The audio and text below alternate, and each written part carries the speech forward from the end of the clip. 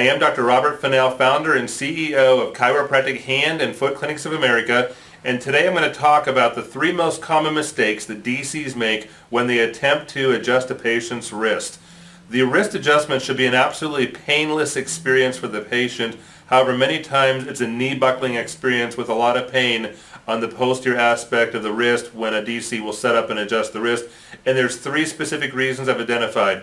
Number 1, not really aware of where the carpal you're attempting to adjust is. Many times the DC will set up and adjust a wrist and they're contacting the synovial membrane or the joint between 2 carpals versus the actual carpal itself. So becoming intimately familiar with the carpal topographical anatomy is key, foremost and key to administering a comfortable carpal adjustment for the patient.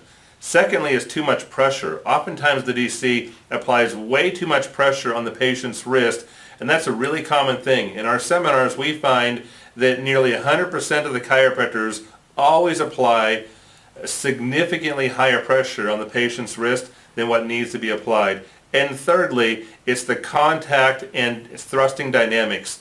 The DC will often use the incorrect part of their thumb when contacting the patient's wrist. You always want to focus on and use the radial edge of your thumb slightly distal to the interphalangeal joint of the thumb, and that's the best, most comfortable location you can set up on and adjust the patient's wrist.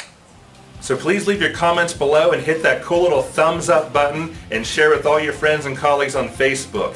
If you are ready to become an absolute master at adjusting the upper and lower extremities, then visit drrobertfennell.com to find out more about additional training.